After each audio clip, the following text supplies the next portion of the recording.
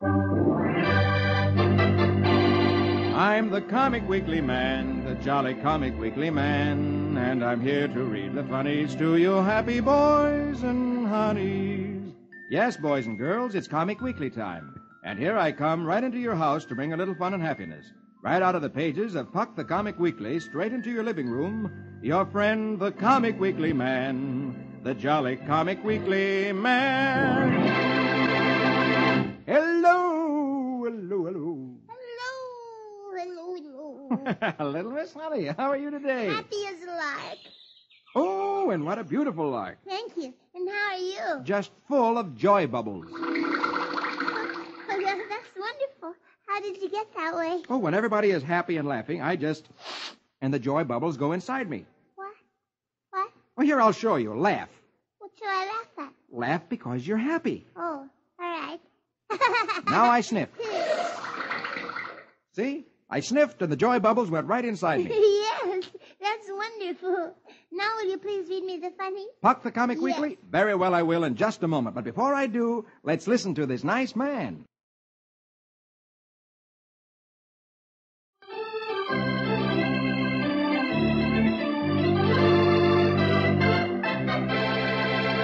Now here we go with Puck the Comic Weekly. And on the first page, hop along, Cassidy. Magic words for the music, please. Very well, my lady. 6 guns blazing as he thunders along. Give us music for Hop Along.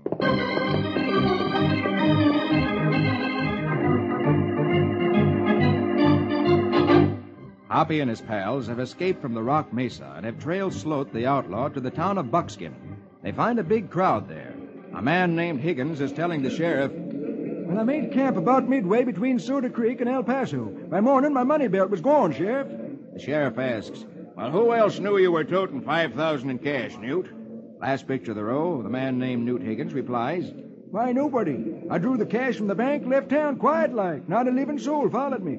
The sheriff says, "Are you sure you didn't notice anything peculiar?" First picture, next row, Higgins answers, "Only that I was all fired drowsy just before I bedded down." The sheriff grunts, "Huh, same old story. Well, I'll send a posse to look around." One of the men remarks that it must be these ghost raiders again. California says, first picture, top row, "Hey, suppose Sloat's tied in with whoever's behind these, Hoppy?" Hoppy answers, "We'll know that after we find Sloat."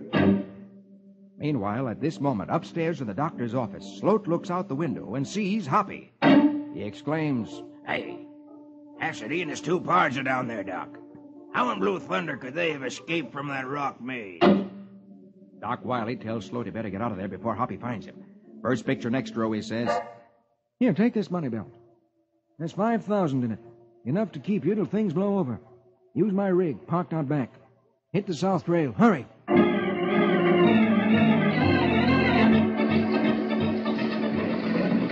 Sloat escapes in the doc's buggy by the back way. Wiley smiles and watches him drive off. First picture, bottom row, and calls, "Oh, Sheriff, a stranger with a wounded arm just held me up, stole my rig, and headed toward the south trail." Lucky exclaims, "Hey, sounds like Sloat." The sheriff says, "Well, I'd round up a posse, Doc, but the boys are all out gunning for those ghost raiders." Wiley answers, last picture, "Then somebody better start gunning for this man. He was wearing Newt Higgins' money belt." Oh, those crooks. They're even crooked with each other. Yes, Sloat tried to chisel in on Doc Wiley's racket, and now Wiley is trying to get Sloat shot by the sheriff. I wonder whether Hoppy will go along with the sheriff after Sloat. Well, we'll find that out next week. Well, now let's turn over the page and see what's happening with Prince Val. Yes, please, because Val had come back to see Arf, and when he got there, he learned that Arf only had 1 leg. Yes, and naturally Arf is very, very unhappy about that. Yes, because Arf had hoped to become a great hero and a famous knight. I wonder what Val's going to do. Well, let's read now and find out. So here we go with Prince Valiant in the days of King Arthur. Hackett, Brackett, Grey Malkin, and Quince. Music romantic for a fair, fair prince.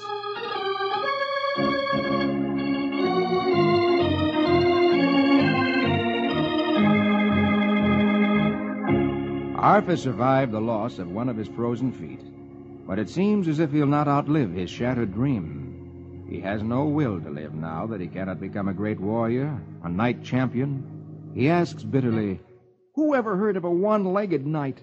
Val says sharply, I have. Last picture, top row, Art looks up in surprise at Prince Valiant. Never had his warm-hearted chief spoken so sharply. Val repeats, I have. The youth who was arrow maker to King Arthur has but one leg.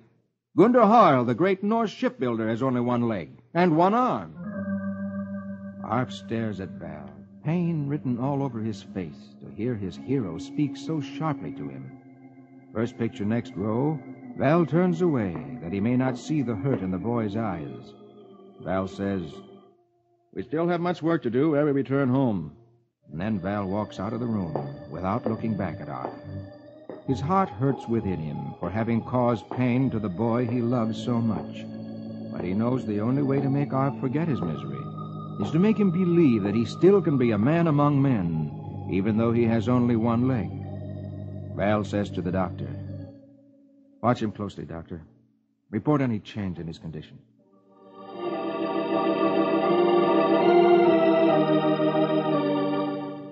The hours drag by.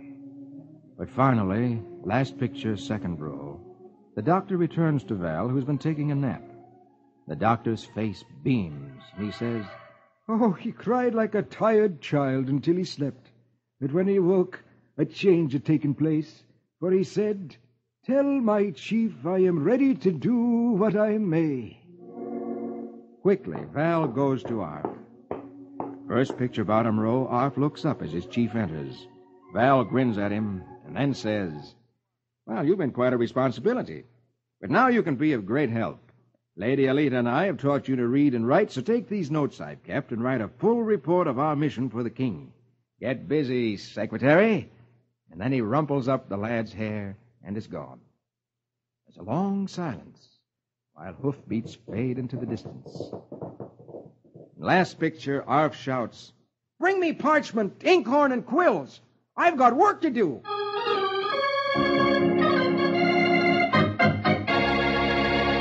Oh, Val even had me fooled.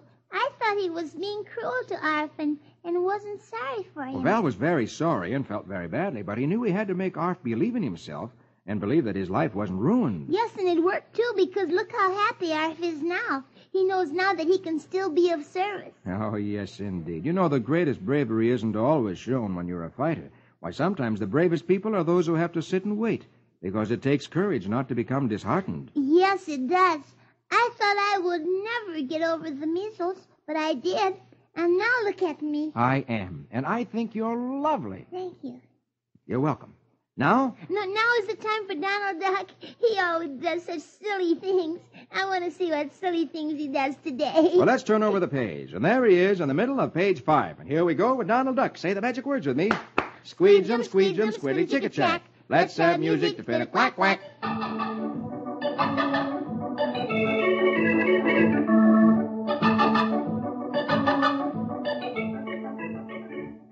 Donald's explaining a bright idea to his nephews, Louie, Huey, Dewey. They go out to their car, each carrying a pail of cloths. Donald says, We gotta hurry. It'll be dark in half an hour. And they jump in the car and drive away. They arrive at the road to the Ajax Drive-In Theater. Lots of cars are driving into the theater. Donald races up and down the road past the other cars, kicking up clouds and clouds of dust. The drivers of the other cars scowl furiously at Donald, but he pays no attention to them and races up and down the road again, stirring up clouds and clouds of dust.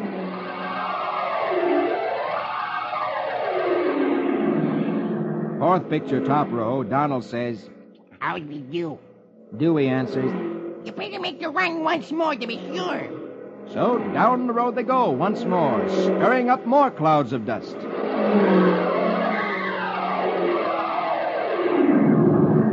Dewey looks back and sees the air is full of dust and says cheerfully, That's better. First picture, bottom row, they stop their car. Donald says, Okay, get out the equipment while I put up the sign. So he hammers a sign on a board fence. And then he says, Okay, boys. We're in business.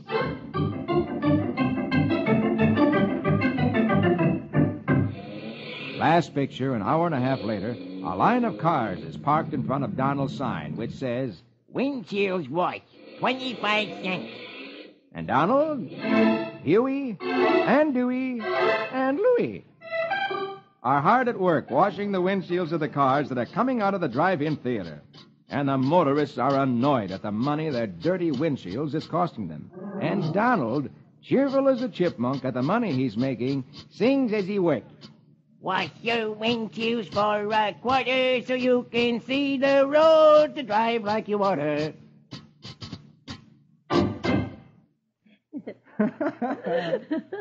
Donald did have a good skin, didn't he? Yes.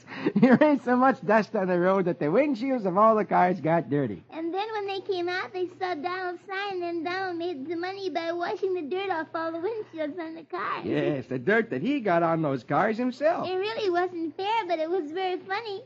I quite agree. Now is the time for Dagwood and Blondie. It certainly is. Oh, and here they are on the first page of the second section. And here we go with Dagwood and Blondie.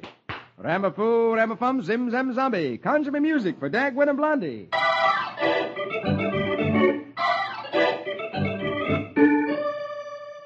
Dagwood's doorbell rings. He goes to open it, and a homely-looking man says, I'm selling men's wallets. Dagwood replies, I don't need a wallet, and starts to close the door. But the man sticks his foot and arm through and tries to push the door open, saying, but they're genuine cowhide. Dagwood tries to push the door closed and says, No, I say, and I mean it.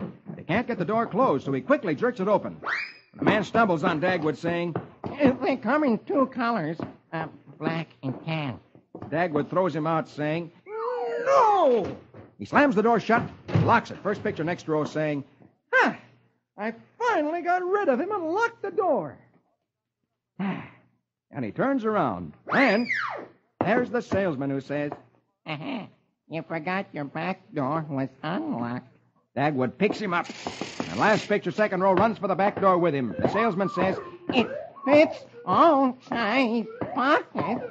First picture next row, Dagwood throws him out the door.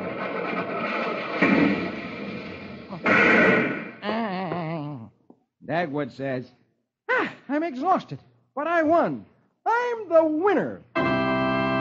He slams the door shut, locks it, and says, My victory of man over salesman is complete. I've got both doors locked.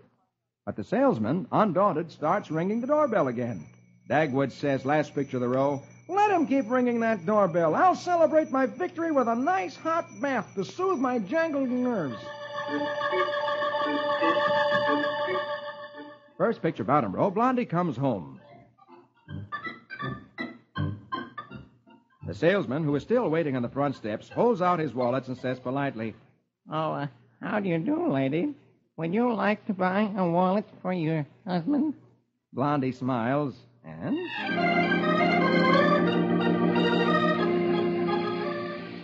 A few minutes later, Dagwood is lying in the bathtub thinking how cleverly he had outsmarted the salesman.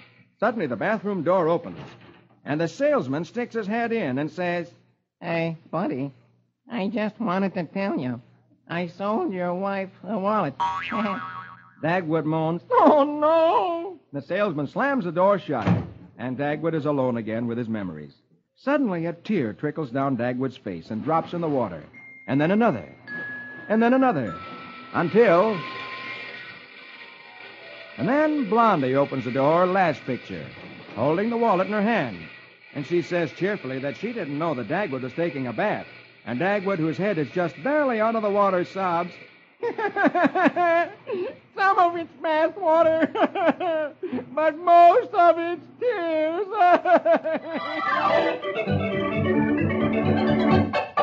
Well, why is he crying?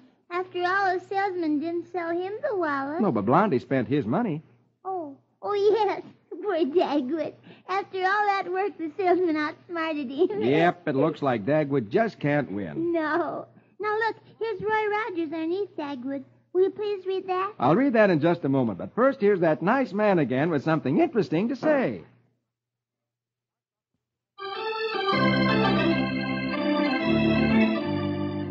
Now, here we go again with Puck the Comic Weekly. And on page 1 of the second section, Roy Rogers, King of the Cowboys. Magic words for the music, please. Very well, milady.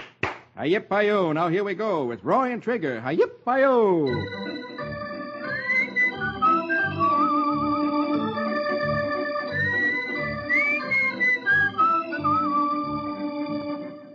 Roy has heard that someone was seen riding Trigger Jr. Down the trail Roy goes, burning leather. He says, "Stretch, Trigger. The Rawhide Sheriff's right about seeing a strange hombre riding Trigger Jr. We're trailing a horse thief." As he nears the railroad tracks, he exclaims, "Hey, sounds like home. That's old 88 pulling the grade. Hey, maybe Pete the engineer can tell me what's wrong at the Double R bar."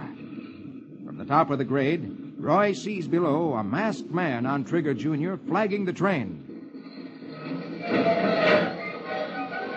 As the train stops, the masked man reaches for his gun, but it's stuck, and he says, "Reach for the sky. This is a holdup, I think." The engineer, seeing the fumbling bandit, laughs last picture top row. "What's the matter, Jesse James? You got fish hooks on that six-shooter?" And the fireman says, "Yeah, take your time. We ain't in no hurry." The bandit says, "Gun seems to be stuck." The engineer laughs. The bandit first picture bottom row says, "I'll teach you to laugh at Killer Monty." Suddenly a shot rings out. The bandit yelps, "Hey, help!" The shot frightens Trigger Jr., and he bucks the bandit off. At this moment, Roy gallops up. The engineer exclaims, "Hi, Joe, that's Roy Rogers." They lift the bandit to his feet, and the engineer tells Roy, "This dang tenderfoot was trying to hold up the train, Roy, but he couldn't get his shooting iron out." Roy gets off Trigger, saying, "Well, I got a few questions to ask this hombre." Last picture, Roy confronts the bandit, saying, "Now, first, let's find out how come you're riding Trigger Jr. and wearing one of my hats." The bandit trembles, saying, "Hey, please, Mr. Rogers, it's all a mistake."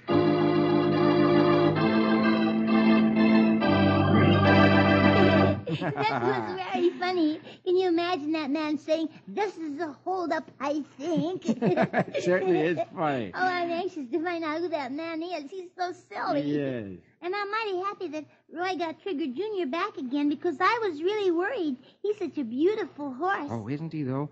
Well, next week we'll find out more about this bandit who has glue on his fingers. Good. Is this the time we read Flash Gordon? I think it is, so let's turn over the page. And there he is, Flash Gordon. Oh, and this is really getting serious because you remember Flash is on the moon. Yes, trying to find out who was firing the meteors at Earth. And then he discovered a lot of beetle men were ruled by that Earthman named Rock. And last week, Rock captured Flash, Dale, and Professor Bright. So let's be quick and see what he's going to do. Very well. Here we go with Flash Gordon.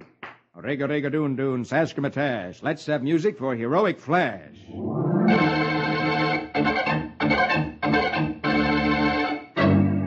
Flash, Dale, and Professor Bright, their hands bound behind them and guarded by the Beetlemen, listen as Rock, the mad scientist who preceded Flash's party to the moon, dooms them to death on its airless surface.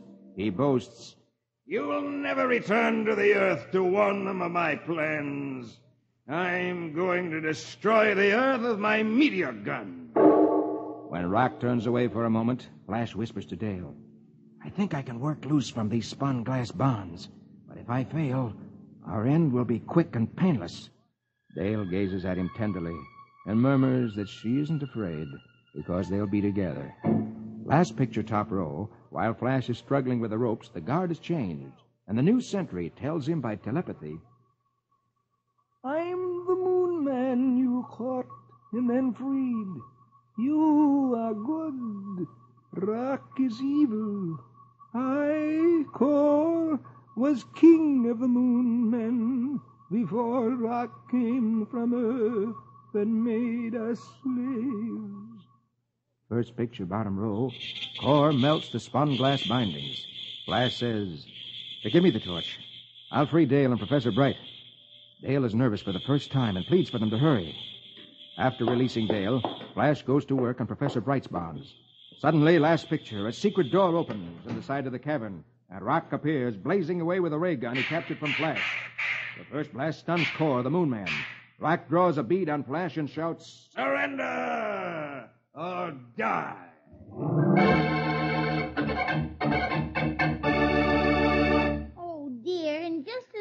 was about to get free. Yes, I thought he was going to escape and would be free to fight Rock on equal terms again. And here Rock is aiming right at Flash. You think you'll be killed? Well, next week we'll find out. All right. Now is the time for Dick's adventures. You remember an English officer named Major Andre had come to the fort that was commanded by General Benedict Arnold? Oh, yes, and he'd come under pretense of exchanging prisoners of war. Yes, but I think something else is happening. I think there's some crooked work. I think maybe you're right. Just as Dick was returning, Major Andre to the ship, the guns at the fort saw the English ship in the river and began firing at it. And morning came, and Major Andre said to Dick, "Hide me, quick. I wonder what's going to happen." Well, let's read right now and find out. Here we go with Dick's adventures. Say the magic words with me. Rickety-pack-a-zack-a-zick. Let's have music for Adventurous Dick.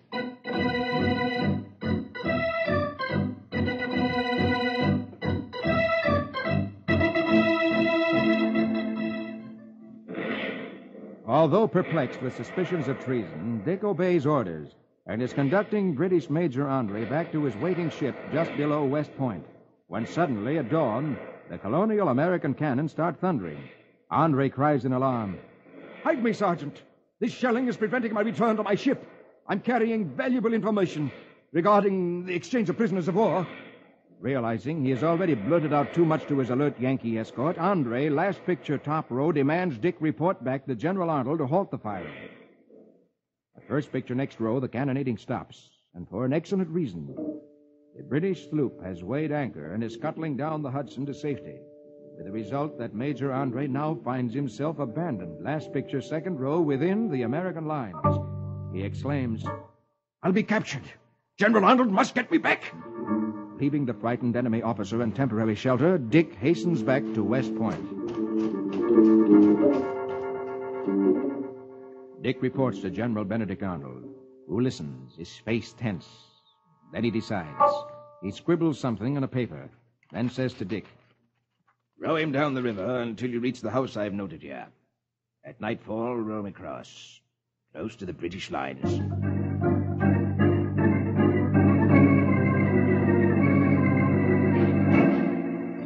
Dick carries out General Arnold's orders, rowing Major Andre across the river.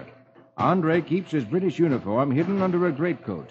Dick says meaningfully, Our men treat captured soldiers in uniform well, but disguised in civilian clothes, they hang them as spies, sir.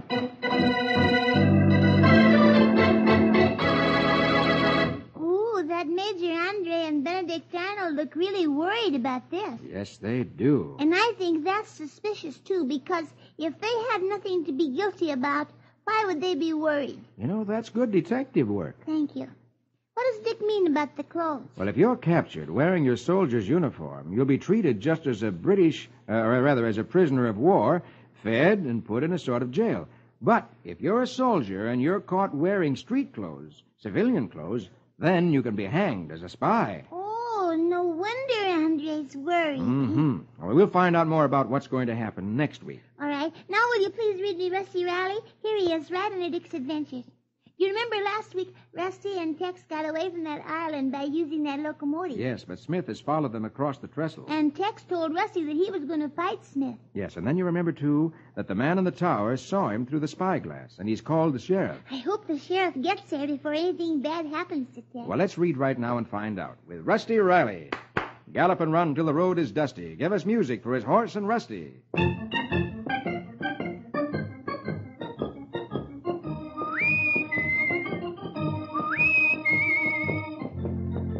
As Tex approaches Smith, Smith pulls off his coat, saying, I'm giving you one more chance. Give me that paper, and you and the boy won't get hurt. But I want those plans. Tex replies, Smith, you're more loco than I thought if you figure I'll help you get away with a military secret without a fight. Just try to get it. Rusty ties Big Blaze to a tree, saying, Easy, Blaze, don't get excited. I'm going to tie you to this tree because I might have to help Tex. And then he runs toward Tex. Smith closes in on him, third picture, top row. Rusty watches him, sees Tex swing and miss. Rusty exclaims, He's too clever for Tex. He ducked that left like a real boxer. And suddenly he sees Smith pick up a rock and hit Tex with it. Rusty exclaims, last picture, top row. Oh, golly, he's knocked Tex out with a rock. Smith, you stop that. He runs up to Smith, first picture, bottom row, saying angrily, "What kind of a coward are you to hit a man with a rock?" Smith snarls, "Get back in those woods, kid, or I'll finish you off, too." At this moment, a voice rings out. You ain't gonna finish off nothing, bud. Drop that rock. Now, just what's going on here? Rusty sees it's the sheriff and the state police. The sheriff walks up saying, I'm the sheriff, and I'm arresting you all for stealing the locomotive. The state trooper leans over Tex and asks, "And what's wrong with this man?" Rusty exclaims, "Well, that other man knocked him out with a rock." Tex rubs his head and slowly sits up, last picture. The state trooper says, "Now, this guy's okay. He was just knocked out." Rusty looks around quickly and then exclaims, "Hey, there he goes! Golly, he's starting the engine!"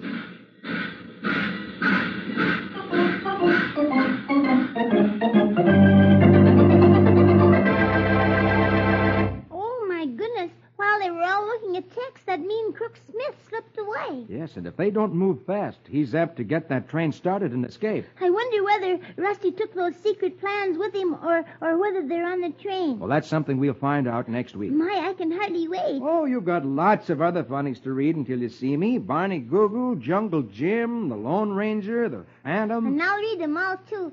And I'll see you, too, next week, Mr. Comic Weekly Man. And I'll be looking for you. Now, that's all the time I have. But before I go, here's that nice man with some more interesting information.